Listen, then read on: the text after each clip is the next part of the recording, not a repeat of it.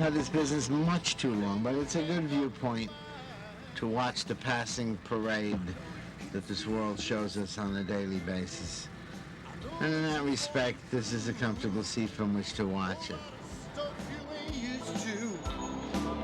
You've been sitting on the fence in the middle for too long, afraid to make that leap of faith. You're scared it might be wrong. However, I'd like to be out there doing some of the parading. I'd love to fly off to some big exciting city and spend lots of money and have people watch me, but it's not in the cards. Well, it's in the cards, but those are the cards of the people that owe me money. It's your decision, baby, and only you can make it. 'Cause I'm standing here with my heart in my hands, waiting for you to take over. But who helps me deal with life? Well, the guy that gives me a statue for a bottle of vodka, that's interesting. That takes thought. You can almost make a movie just about that. For you, baby, to make up your mind, make up your mind, make up your What are the highest selling brands? The highest selling brands, when they say Budweiser is the king of beer, they are not merely whistling Dixie. This is one of the truest statements ever stated by anybody. Every 10 or 15 bottles of beer I sell, 14 are Budweiser. And you got to carry all the other brands for the oddballs, but Budweiser's the king. They really make the beer. It's everybody's second choice. You may want something and they don't have it. Well, give me a Bud then. Well, give me a Bud then. Because everybody starts drinking Bud when they're 11, 12 years old. First national brand. And I carry wines and liquors from all four corners of that square world. And then they're all tasting delicious. And some cost $2 and some cost $22. And there's no accounting for taste. If you could account for taste, you could just make one of everything. You wouldn't need 2 different types of soda or 2 different types of beer, or 2 different types of wine. I could stock my store with 4 items, and just 1 brand of each. But that's not the way the world works. It's complicated. It's all about shelf space. Shelf space. The more shelf space, the more brands. The more brands, the bigger selection, the more customers. To drive you crazy and be short, not have enough money, and whine and complain how it's cheaper down the street by 15 cents. Times like this, I go have a drink myself. It just calms me right down. It just soothes me right down. Alcohol's a wonderful thing. This world without alcohol, it'd be like the Arab world.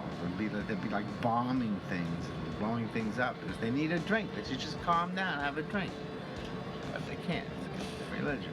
We should stick to our religions, as long as they're not crazy religions. Another problem with this business is that we're very limited in what we can sell. We can only sell what's bad for you, which is alcohol and cigarettes and gambling. If it's good for you, with the exception of orange juice, we're not allowed to sell it. Oh no, that's too good for you. So I have to deal with the fact that I sell things that are bad for you, but they really are good for you. Because that's what it's all about. It's all about drinking and feeling better after having had a drink. Because there's pressures in life, pressures and stress. Employees, the only good employee is I shouldn't say that. Well, yeah, I've had employees, and employees are more trouble than they're worth. It would be nice if I got a few thousands of dollars worth of computerized equipment and went high-tech and all this, but then the business would lose its charm, and I'd have to deal with employees. It's bad enough dealing with customers, and why should I deal with employees? A customer, at least you can get them out of the store. Employees stuck here. Although I'd be an excellent liquor employee, and I think if I ever did get out of this business, I'd like to work for a liquor store. Just punch a card. I'm here to work, checking in, checking out, and then I get a life. Then I get 2/3 of a day for myself instead of 1/3 of a day. But there ain't no living in a perfect world. If there was, then I surely would accept empty bottles and returns. But Have you always had the same customers? Some customers predate me. I've been shopping at the trade name Budget Liquor for more than 22 years. And others just pop up out of the woodwork and they try and make you think that they're your oldest friend, and really you almost wish they'd shop somewhere else. No matter what you do, no matter what you do, no matter what you do. One of the things the owner of the store before me told me, and I remember this like it was yesterday, and it wasn't yesterday, it was don't give credit. And so I don't like to take advice. Over the years I've given credit. This here would be what you call the tip of the iceberg. And there's some more current junk over there. And then we have tons, we got 3, 4 more of these in the back. And if everyone there paid me, I could take a vacation. I could just get up and go somewhere. But no. Now they look, I don't want to pay me for it. So it's all like working for nothing. But once you get used to it, it's not there, you know?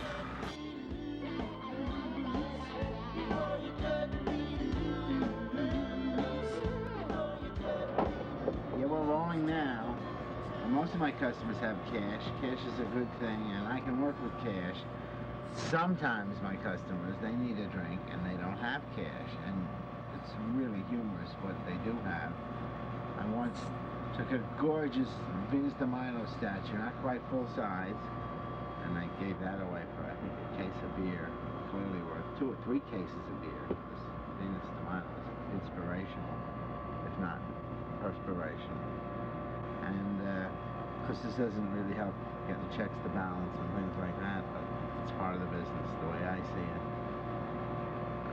This is not a pleasant job dispensing liquor, but it has to be dispensed, and dispensed properly.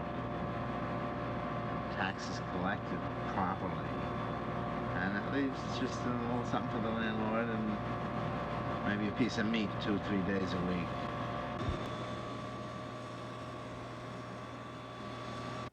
My most unusual customer, Sal. He stands about 4 feet tall. He's almost 50 years old. Used to be a preacher, but succumbed to the devil in the bottle. And now he just walks around town doing this tremendous job on earth, that being that everyone that sees him feels good about himself, because you've got to be in better shape than he is. He's my customer, and he gets great service, not in the store because he doesn't bathe. I can't let him in the store, he doesn't bathe. But outside, I'll come out and serve him 2 or 3 times a day. Give him a $2 bottle, he gives me $1.20. I'll pay you tomorrow. They teeth my money. But, of course, we don't know, he might be an angel, so we have to sort of be nice to him. But all my customers are special. It's not easy to be a Budget Liquor customer.